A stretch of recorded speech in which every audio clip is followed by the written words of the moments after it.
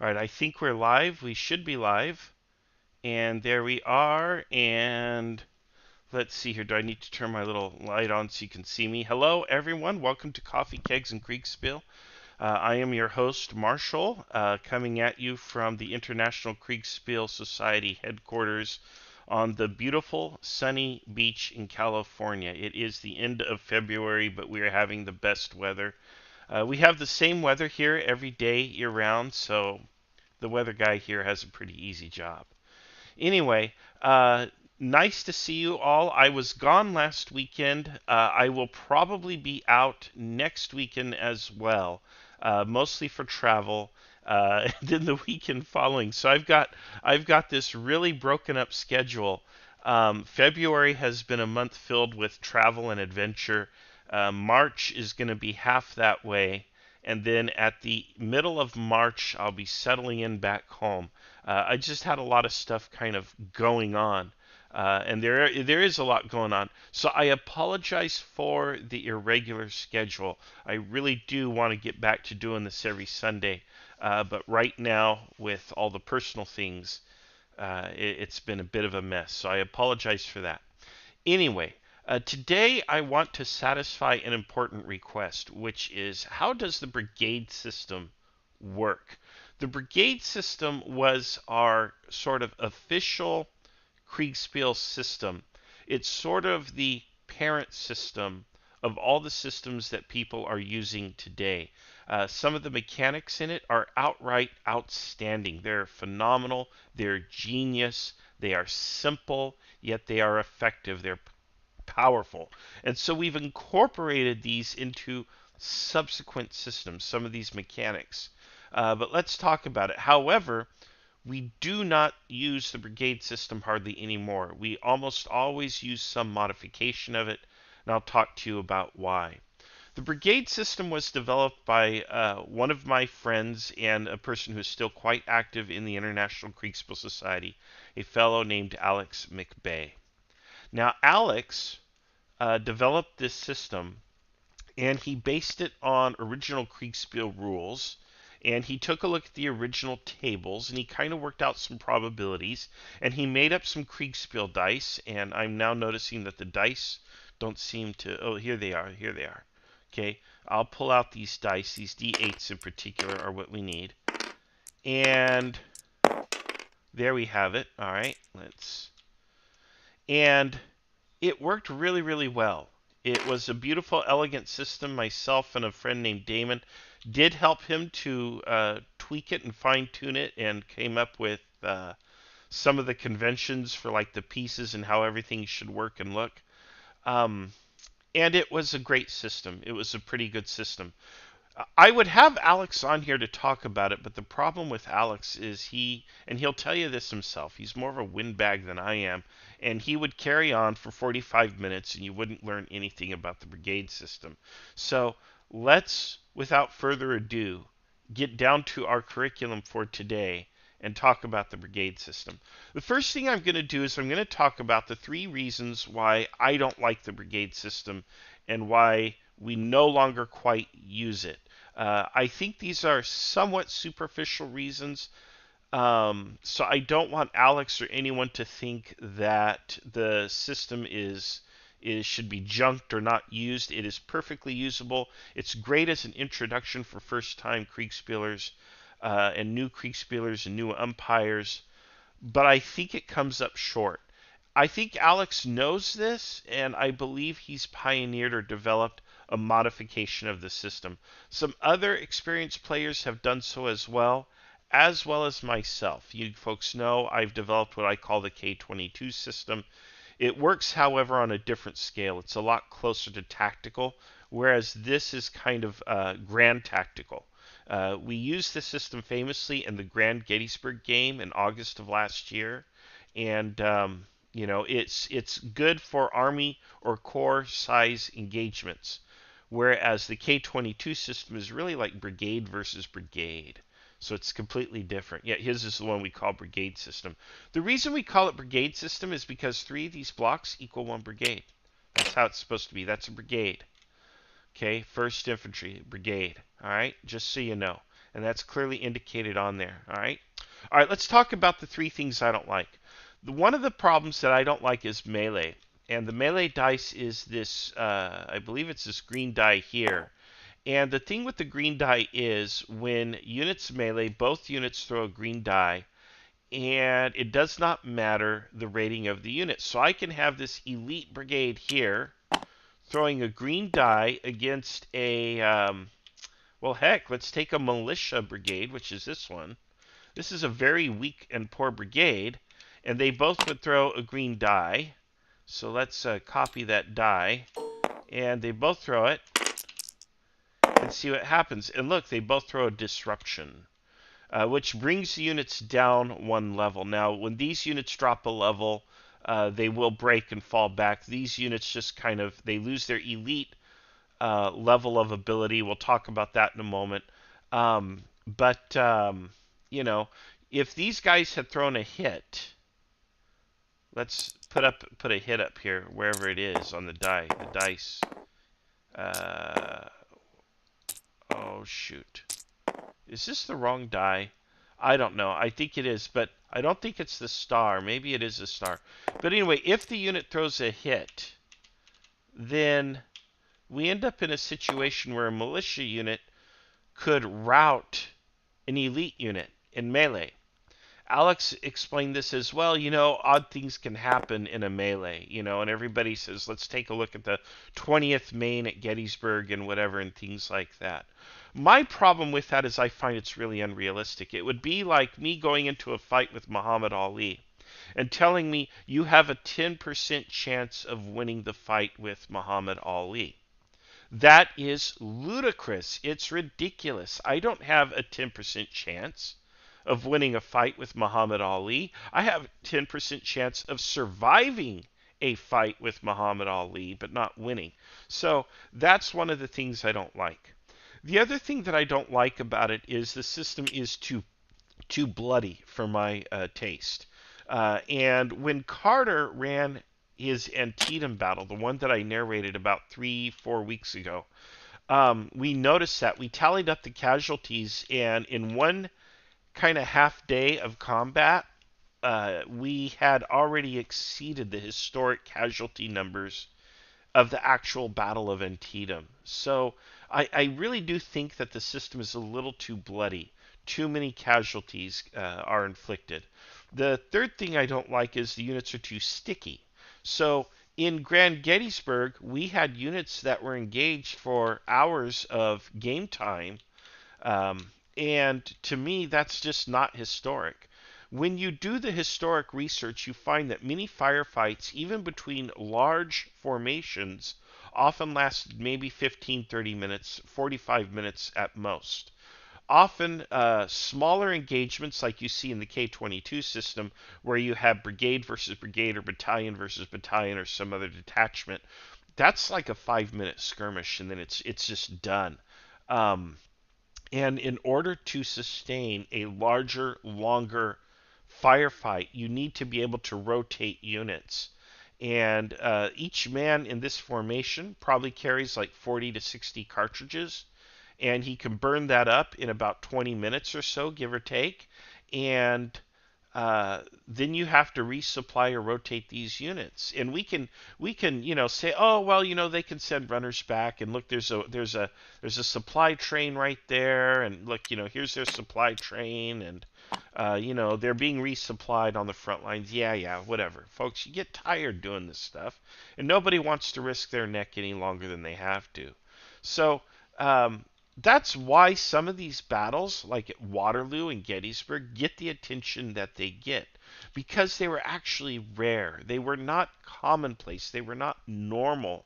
They were these existential conflicts between great powers, where both sides pushed all their chips to the middle of the table and said, hey, I'm all in here, and they committed to an actual fight here. So it's not about we can't sit here and assume that battles like Waterloo and Gettysburg were typical.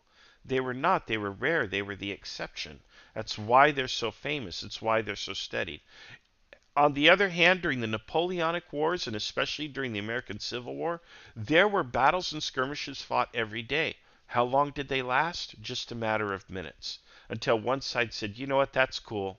We satisfied the conditions of honor. We fired one, two, or three, or four volleys. We are done. We are out of here. And it was like that. So the brigade system to me is too sticky. Aside from my minor quibbles with the system, I do think it is a fun system. I think it's a simple system. It's easy to learn.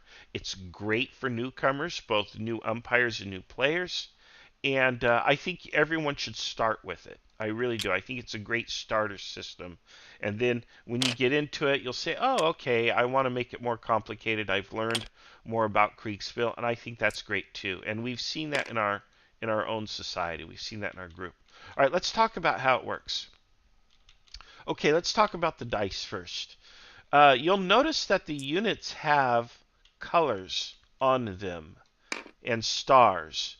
The stars and the colors are the same. The reason why we have star ratings, in addition to the color, red means 3 stars, 3 stars means red. The reason for the redundancy is some people are colorblind, perhaps. We want to make it as intuitive as possible. The die on the piece tells you which die, because you'll notice there's 8-sided dice here, and then there's D10s over here. D10s are for cavalry. But for this here, we have D8s, and so we're going to roll a red D8 for this block. The red D8 has higher odds of throwing hits and what we call disruptions. Actually, there's only one hit on there, but it has this disruption. That's what the exclamation point means. It means a disruption. And when a unit is disruption, it goes down one level of die. It rolls a weaker die. So if we take a look at the red die, which is this is an elite unit, okay? It throws on a 1 what we call an advantage hit. That's what the empty star means.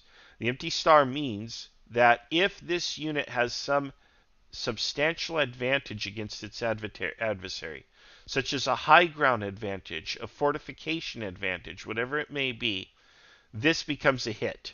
Otherwise, it is a miss. You only count it as a hit when there's an advantage situation. 2 and 3 are misses, but then 4, 5, 6, and 7 are disruptions, and 8 is a hit.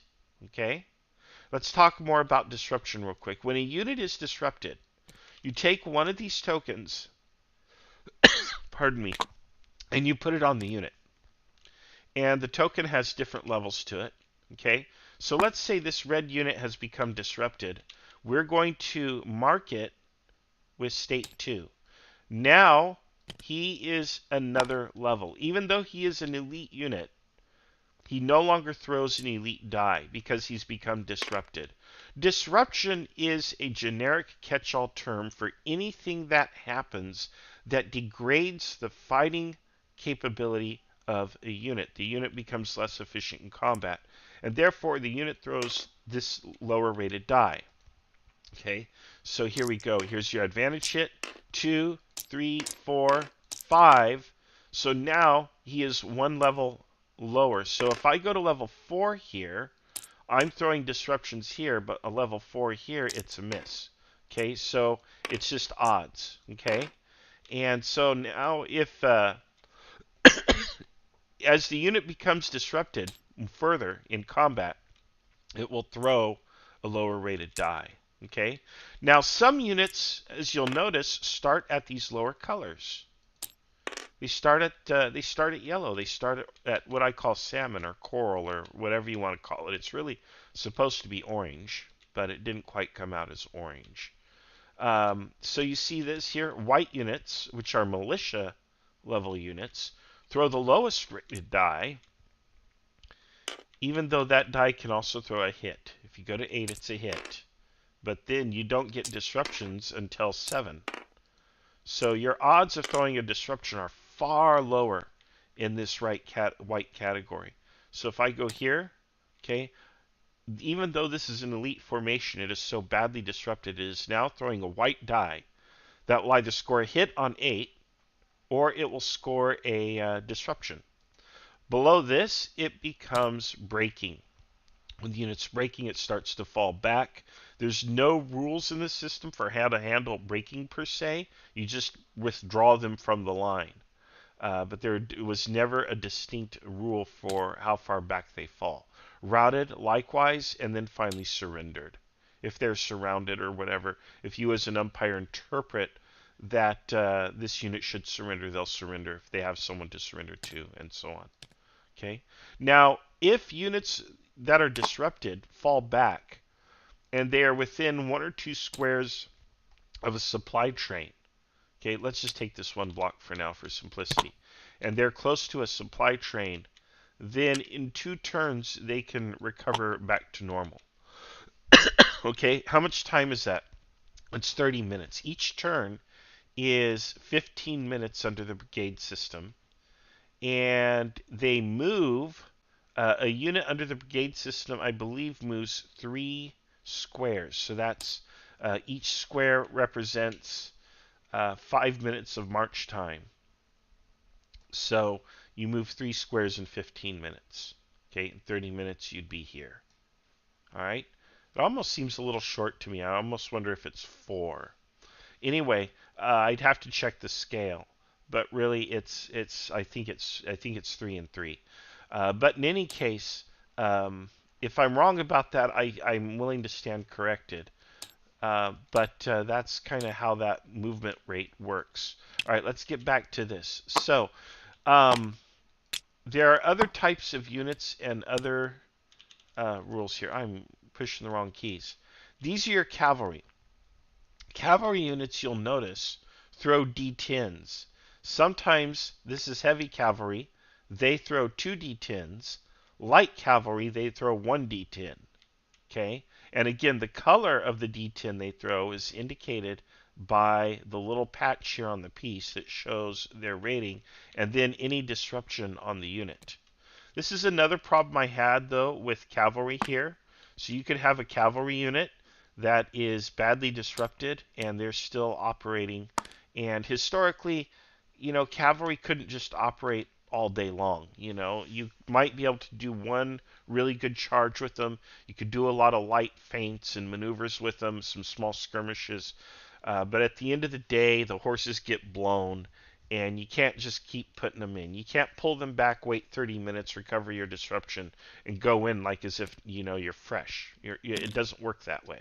So that was another problem I had with the system. Okay, this is light infantry. We never quite clarified rules for how light infantry works, at least not that I recall. This is artillery. Now artillery throws the black dice. Let me see, where are the black die? Here they are. And what artillery does is artillery, you'll notice, doesn't have the quality ratings. They're all black. However, what they do is they will throw more than 1 die. So let's go right here. At 3 squares or more, or at 3 squares, they'll roll 2 dice, copy, and they'll take the lesser of the 2. Well, here's 2 misses. Okay, so if that's the case, this unit wasn't even hit. Wasn't even hit. Okay? At 2 squares, they throw 1 die and take the result. Okay, it's another miss. Okay? At 1 square, which now they're within what we call canister range, also the unit is close enough to shoot back. You roll 2 dice and take both results. Okay? Alright. Restore that state there. Okay. Alright. You just saw what happens when a unit takes a hit, by the way. I'll show you that in a minute. So this unit has advanced from here, miss, here, miss. Here it takes 1 disruption from canister. And now here he's in melee range. Now he's going to destroy this or capture this battery. You see how that can be? That's a little unrealistic, I think. If I had other blocks, if it's a full brigade, I don't think that would be unrealistic. But with 1 block, I'm not so sure. All right. But in this case, he made it all the way here. So luck, I think, is a little bit too powerful with the brigade system when I want a little bit more strategy. So that's one of my big quibbles with it. Let's take a look at hits. Let's say this battery threw a hit. Okay? In that case, this unit is going to do two things. One, it's going to reduce by a state. And two, it's going to take a disruption. So all hits incur disruptions. And he is reduced in size because now he's taken a hit. Doesn't matter if it's cavalry, artillery, or infantry that inflicts the hit. At what point he takes the hit, he goes down a size. You can go down to the third size, and these losses are permanent. You can't recover. Once your block is reduced in size, you cannot recover. But hey, here we have another problem. Guess what die he's going to throw? He's going to throw his regular D10 or whatever. Well, here it becomes a D10. In this state, it's a D8. Okay? So he does lose a little bit of his ability to hit you when he's throwing a D10. Nonetheless, he's still throwing, you can rest him and he can throw a red D10 at you. Okay? So, I do like that. I actually hadn't noticed that before. I thought that was still a D8. If the unit takes a hit after this, it's eliminated from the game. In Alex's original brigade system, the whole brigade throws one die, and a loss is applied to just one of the blocks. And you kind of apply the losses evenly. And really what he intended was all three of these actually represent one block. And the only reason why there's three blocks is to make them flexible, so they can conform to terrain, like that.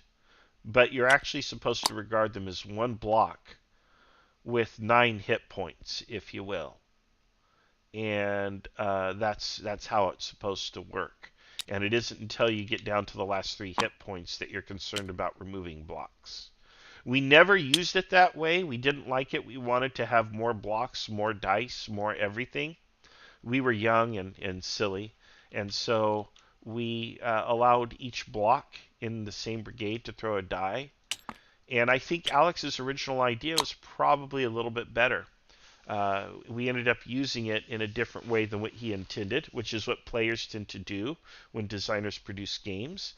And it still works, but again, I do think it's too bloody. I think it takes a long time to resolve battles, but I do think it's a great system for beginners. Okay, I think I've more or less covered everything here that there is. Certainly I've covered all of the basics.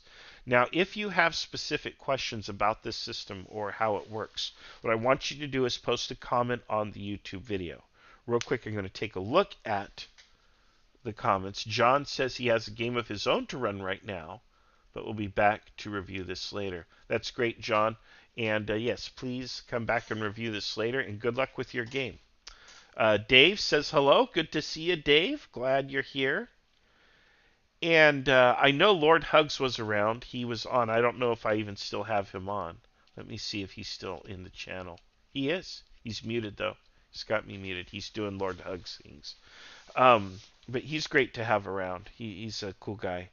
But anyway, back to our program here. The system works pretty well. It's great for newcomers. The rules are simple. It's not any more complicated than what I've explained to you.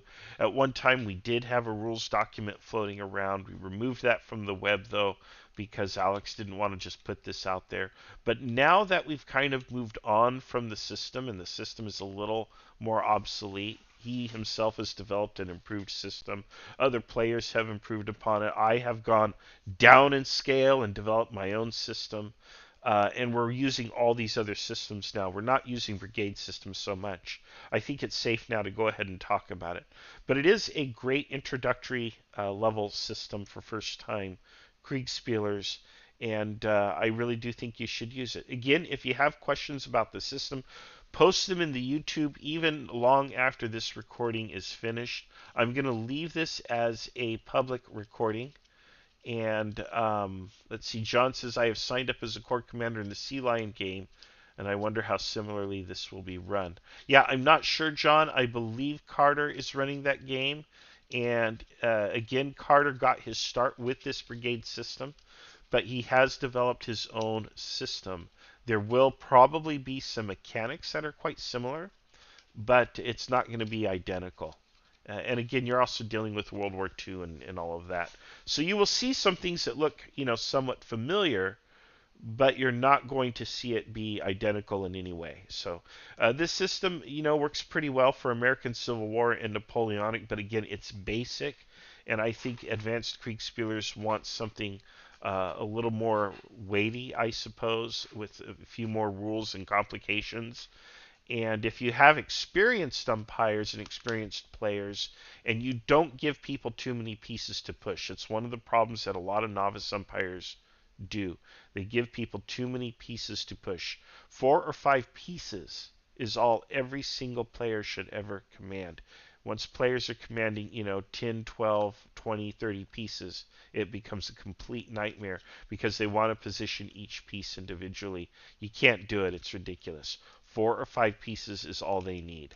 But with Brigade System, as long as you keep it cut down like that, where they have 1 or 2 brigades maximum, or a brigade and they have a battery with it, which is 3 pieces and a battery. Let them run that until you get your legs under you, until you master the system, until you can run a complete turn in 15 to 20 minutes.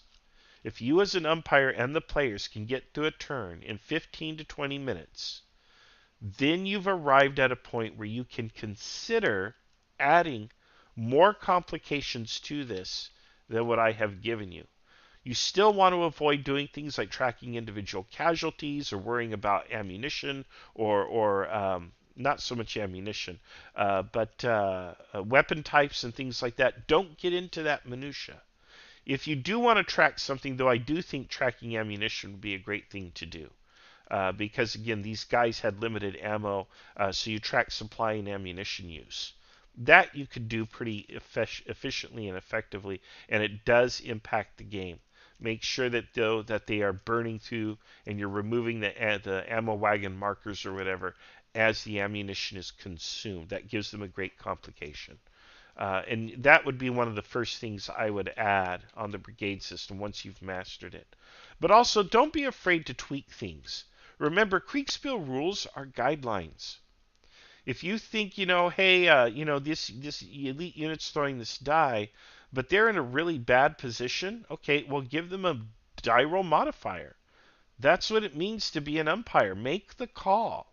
If you think, no, they shouldn't be throwing these odds, throw a lower die. Big deal. The idea is, as an umpire, you always want to create a realistic scenario and situation, resolve the combats realistically. You should be able to explain this and justify it to the players. You don't have to go into a lot of detail, but if it makes sense, just do it. Don't worry about the rules. Remember, rules are guidelines. Yes, you should generally follow the rules, but there are times when you'll make exceptions because sometimes the rules are kind of square peg, round hole kind of a situation. And you want to make everything neat and sensible. Just make sure that as an umpire, you're adjudicating everything fairly for all the players. Let's see. And Dave says, as you say, Marshall, you are in command, but you aren't in control. And that's right. That's another thing you want to remind players of when they play. They're in command, but they're not in control. They're going to want to micromanage units and position everything and say, well, advance here so that they're in range of my rifles, but not in range of the enemy muskets or whatever. No. You just say you're going to advance and that's it. And if you're gonna, fire at the extreme range of your weapons, how many hits are you gonna get? You're just gonna burn a lot of ammo. So don't let them micromanage forces. Again, give them, 4, 5, maybe 6 pieces tops to command. Do not allow micromanagement of those forces. Use the brigade system if you're new to it, and then once you kind of get familiar, you'll say, okay, now we're running our complete turn in 15 to 20 minutes. Doesn't matter how many players. If your turn is taking longer than 15 to 20 minutes to process, don't add minutia. You're just going to add another 10 minutes to your turn length, and then you won't finish the battle in the course of your gaming session. Players will get bored. But if you can do that, then you can consider adding another layer of complexity and add them one layer at a time. Don't overwhelm yourself. Don't go crazy saying, oh, I want to track this, and let's color the uniform types and all of that. No. Don't bother with that. Do it that way, and I think you'll have a lot of success. I think it'll be a lot of fun for you. And again, if you have questions, go ahead and post them in the comments, and I will answer them later. Hey, folks, I want to say if you appreciated this podcast, please support us on Patreon, patreon.com/Kriegsspiel, and just subscribe and help us out. It helps the IKS. You can also join us. We have a website. It's Kriegsspiel.org. And let me go ahead and pull that up for you when it loads. When it loads, there we go. And you can come here, and we have resources and other things. It does need a little update on the resources, but you can also join our Discord right here. And if you join our Discord, well, it's showing. Oh, this is our. That is our. Here we go. Okay, you can join the Discord. But anyway, if you join the Discord, then you will be able to get in on all these games, and then you can ask questions there. It's a very large, very active, and helpful Kriegsspiel community, and they will absolutely help you get going with your games and your community and such. So it's worth it. All right, everyone. Let me just double check the comments one last time before I tune out. Thank you, taking notes. You got it, Shadowcat. I'm glad you're here. That's why I'm producing this. And again, even though this is a Coffee, Kegs, and Kriegsspiel podcast, I'm going to leave it up public in YouTube so other people can learn the system and start using it. So good luck. All right, one more quick look at the pieces. Okay, you have Elite, Veteran, Regular, Regular or Trained, and then Militia. All right. And again, the dice correspond to the color. These purple ones are guard. Guard throw elite dice, but they can take more hits, I believe. So that's where you actually saw the red disruption with 3 stars. Their first level of disruption is elite, which means they go to the red first. They get this. But they still roll a red die. So they roll a red die at purple, and they roll a red die at the first level of disruption. That's what guard units do. So they can take an extra hit, and so on. Okay. These are supply blocks, and it's if you want to get into the supply stuff, cavalry and light infantry. So there you have it. All right, folks. Best of luck to you, and we will see you on the next adventure. Bye for now.